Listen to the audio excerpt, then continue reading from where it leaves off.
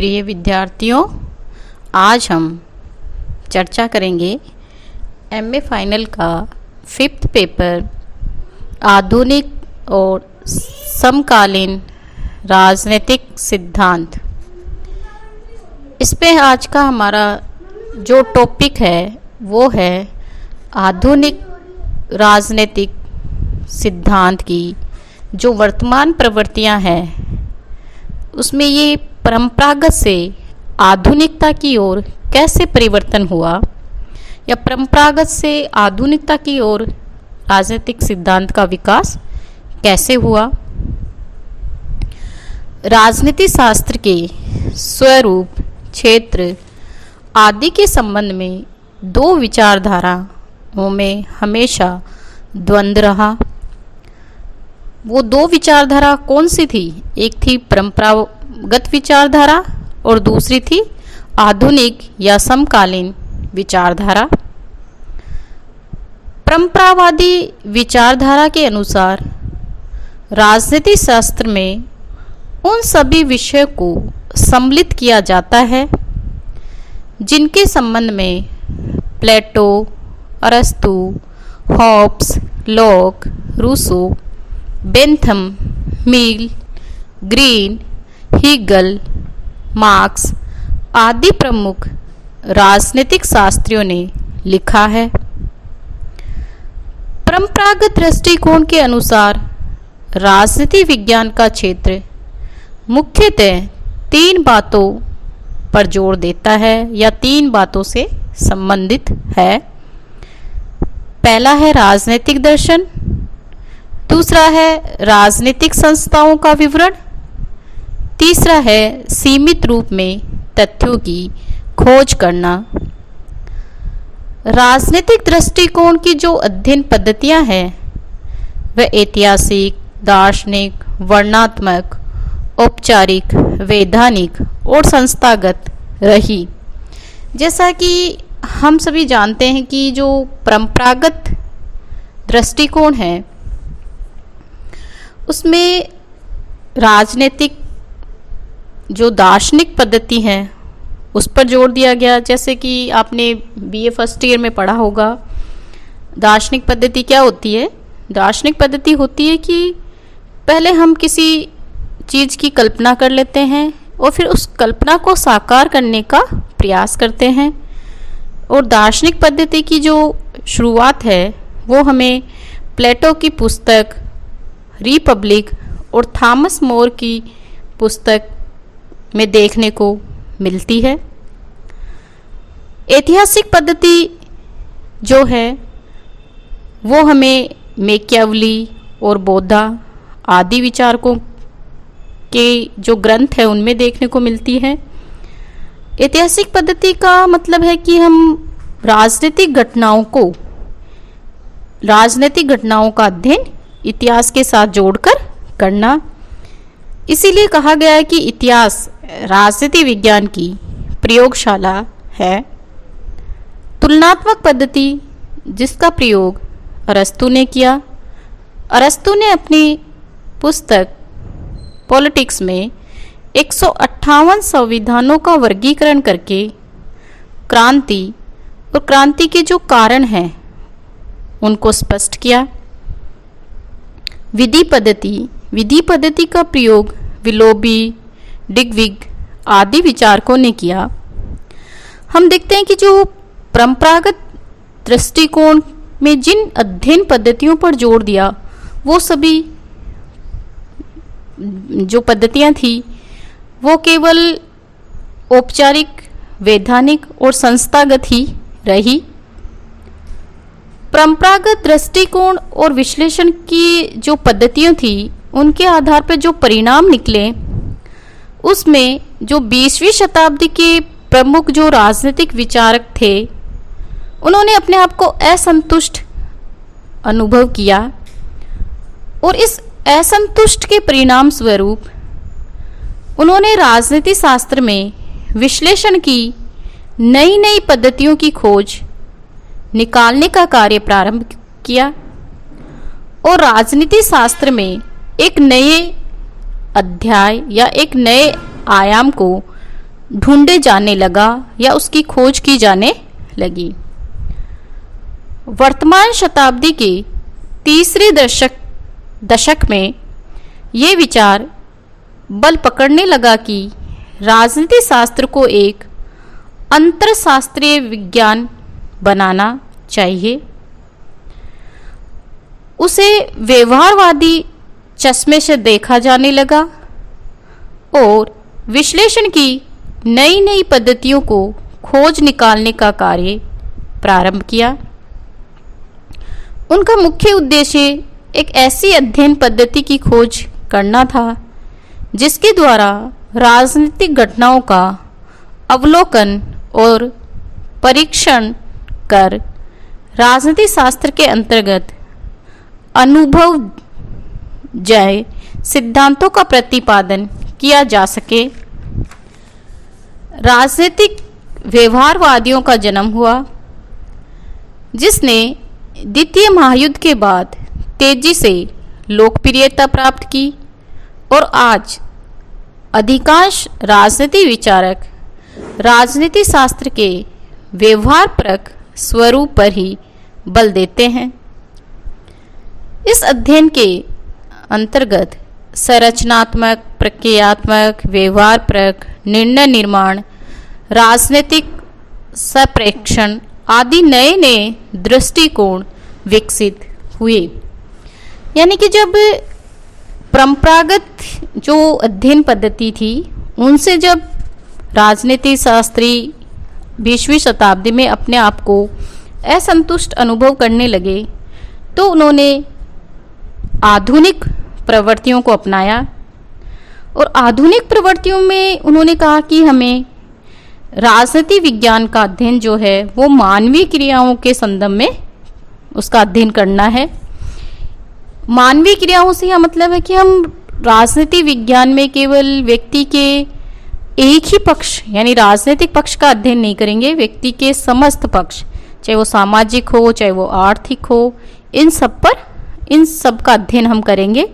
जैसा कि आधुनिक जो दृष्टिकोण है उनमें कैटलिन ने कहा कि राजनीति विज्ञान संगठित मानव समाज से संबंधित है, यानी कि मनुष्य एक सामाजिक प्राणी है, वो समाज में रहता है, इसलिए हमें मनुष्य के सभी पक्षों का अध्ययन करना है। आधुनिक दृष्टिकोण में उसके राजनीतिक पक्ष का अध्ययन ही नहीं करना।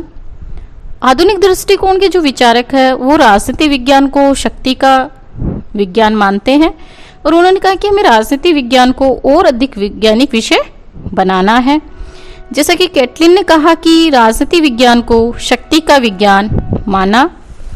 इसी तरह हम देखते हैं कि राजनीति विज्ञान राजनीतिक व्यवस्था का अध्ययन करता है, जिसमें डेविड ईस्टन और आमंड इन्होंने जोड़ दिया।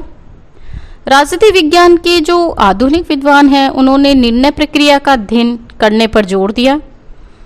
इस प्रकार जो आधुनिक राजनीति विज्ञान की जो अध्ययन पद्धति थी वो थी समाज वैज्ञानिक उपागम। समाज वैज्ञानिक उपागम का मतलब है कि समाज विज्ञान के क्षेत्र में पर्याप्त सामग्री उपलब्ध है जिसकी सहायता से राजनीतिक व्यवहार के व्यवहारपरक नियम निर्धारित किए जा सकते हैं। मनोवैज्ञानिक उपागम, मनोवैज्ञानिक उपागम में जैसे कि लासवेल ने कहा कि मनोविज्ञान के जो सिद्धांत हैं उनको राजनीतिक व्यवहार पर लागू करने की कोशिश की। अंतर अनुसंधात्मक उपागम, राजनीतिक शास्त्रियों ने राजनीतिक विश्लेषण में राजनीतिक समाजशास्त्र और मनोविज्ञान में विकसित किए गए सैद्धांतिक और प्राविधिक उपागमों का प्रयोग आत्मसात कर उसके प्रयोग पर जोर दिया।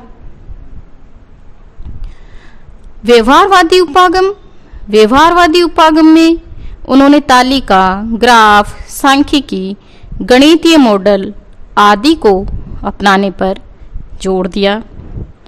यानी कि हम देखते हैं कि जो परंपरागत दृष्टिकोण थे उसकी पद्धतियाँ प्राचीन थी, जैसे दार्शनिक, ऐतिहासिक, तुलनात्मक विधि, और आधुनिक जो दृष्टिकोण के विचारक हैं उनकी जो अध्ययन की पद्धति थी वो समाज वैज्ञानिक उपागम, मनोवैज्ञानिक उपागम, अंतर अनुसंधात्मक उपागम और व्यवहारवादी उपागम।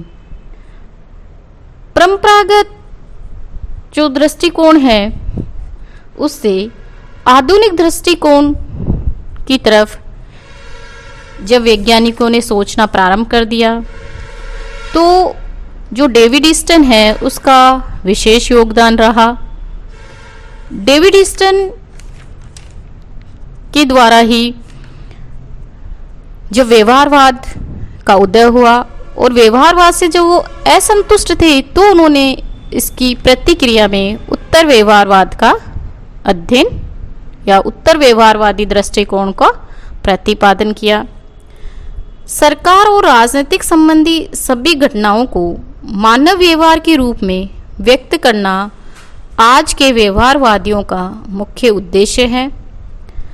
व्यवहारवादी राजनीतिक शास्त्र को विज्ञान का स्तर दिलाने में एक महत्वपूर्ण प्रयास रहा। जैसे कि जो परंपरागत दृष्टिकोण है उसकी पद्धतियां प्राचीन ही रही और वो केवल राज्य सरकार या राज्यों सरकार संस्थाओं के अध्ययन पर जोर देते थे। आधुनिक दृष्टिकोण वाले जो विद्वान हैं वो मानवीय क्रिया, शक्ति, अंतर अनुसंधात्मक उपागम इन पे जोर देते हैं और उन्होंने व्यवहारवाद, उत्तर व्यवहारवाद की तरफ अपने कदम बढ़ाए। तो हम देखते हैं कि जो आधुनिक राजनीतिक सिद्धांत की जो प्रवृत्तियां हैं और जो परंपरागत से आधुनिकता की तरफ अपने कदम बढ़ाते हैं वो एक दिन का विकास का परिणाम नहीं है, वो सदियों के विकास का परिणाम है। मोटे रूप से हमने इसका संक्षेप में अध्ययन जब फर्स्ट ईयर में थे तब हमने किया था कि परंपरागत राजनीतिक जो विज्ञान है उसके क्षेत्र में कौन कौन से विषयों को सम्मिलित करना चाहिए। या हम देखते हैं कि परंपरागत राजनीतिक विज्ञान के जो दृष्टिकोण है उसके अध्ययन का जो क्षेत्र है वो क्या है। तो इसमें अलग अलग विद्वानों ने अलग अलग जैसे बातें कही। जैसे कि फ्रेडरिक पोलक ने कहा कि ये सैद्धांतिक राजनीति और व्यवहारिक राजनीति। सैद्धांतिक राजनीति का मतलब है कि हम सिद्धांत में जिसका अध्ययन करते हैं, व्यवहारिक राजनीति का मतलब है कि हम जिसको अपने व्यवहार में अपनाते हैं। इसी तरह हम देखते हैं कि गुडनाव ने जो राजनीति विज्ञान का जो परंपरागत क्षेत्र था उसमें 3 बातों को सम्मिलित किया: राज्य की इच्छा का निर्माण, राज्य की इच्छा की अभिव्यक्ति और राज्य की इच्छा का क्रियान्वयन। फिर हम देखते हैं कि जो यूनेस्को है उसमें 1948 में एक सम्मेलन हुआ और उसमें राजनीति विज्ञान के जो परंपरागत दृष्टिकोण हैं उसमें कई विषयों को सम्मिलित किया, जैसे कि राजनीतिक सिद्धांत, राजनीतिक संस्थाएं, राजनीतिक संस्थाओं में जैसे संविधान, राष्ट्रीय, क्षेत्रीय, स्थानीय सरकारें, लोक प्रशासन, सरकार के सामाजिक तथा आर्थिक कार्य, तुलनात्मक राजनीतिक संस्थाएं जैसे दल, समूह तथा जनमत, अंतर्राष्ट्रीय संबंध, अंतर्राष्ट्रीय कूटनीति आदि बातों को परंपरागत राजनीति विज्ञान के क्षेत्र में सम्मिलित किया। अब जब राजनीति विज्ञान का जो परंपरागत क्षेत्र है उसमें जब इन विषयों को सम्मिलित कर लिया गया तो उसकी जो अध्ययन की जो विशेषताएं हैं वो काल्पनिक रही या आदर्शात्मक रही।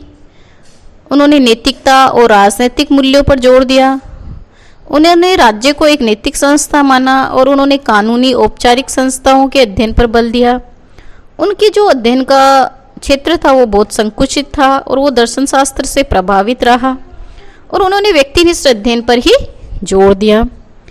धीरे धीरे जब आधुनिक सिद्धांत या आधुनिक दृष्टिकोण का जब निर्माण हुआ तो उसमें प्रोफेसर चार्ल्स मेरियम का बहुत ज़्यादा योगदान रहा और जो शिकागो विश्वविद्यालय है उसका भी वो व्यवहारवाद का या हम कह सकते हैं कि आधुनिक दृष्टिकोण का अध्ययन का एक प्रमुख केंद्र बन गया और उन्होंने वैज्ञानिकता, मूल्य मुक्त अध्ययन, अंतर अनुसंधात्मक अध्ययन पर बल दिया, नई नई शब्दावलियों का प्रयोग किया, शोध और सिद्धांत में घनिष्ठ संबंध बताया, यथार्थवादी और व्यवहारपरक अध्ययन पर बल दिया।